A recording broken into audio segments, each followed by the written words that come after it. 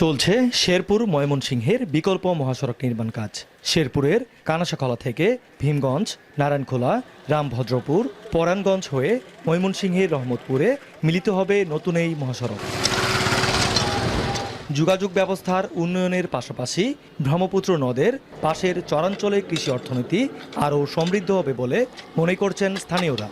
বিভিন্ন ফসল ফলাই, আমরা এই গ্রামে বেচা পুষে না।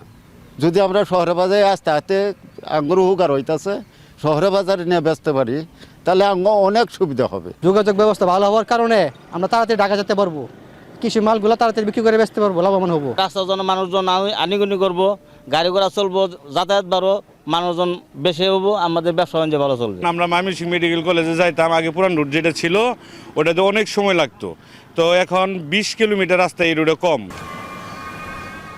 10 মিটার প্রস্থ ও 44.9 কিলোমিটার দীর্ঘ এই মহাসড়কের ভূমি অধিগ্রহণে খরচ হয়েছে 68 কোটি টাকা।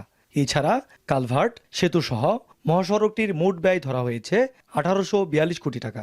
প্রজেক্টটা টোটাল 1800 কোটি টাকা, আর শেরপুর অংশের মধ্যে আমাদের 330 কোটি টাকা রয়েছে কাজের জন্য এবং কিছু টাকা ধরা রয়েছে ল্যান্ড অ্যাকুইজিশনের জন্য। ল্যান্ড অ্যাকুইজিশনের এস্টিমেটটা ফুল পাওয়া গেলে তারপরে এখানে শেরপুরের কি ব্যয় হচ্ছে সেটা দেখা যাবে। এই মহাসড়ক ঘিরে চরাঞ্চল বুকে স্থাপিত হবে ভারী ও মাঝারি শিল্প। জীবন জীবিকায় আসবে গতি, বাড়বে কর্মসংস্থান, জেলার অর্থনীতিতে যোগ হবে নতুন মাত্রা, এমনটাই প্রত্যাশা স্থানীয়দের। জাহিদুল খান সৌরভ, এখন শেরপুর।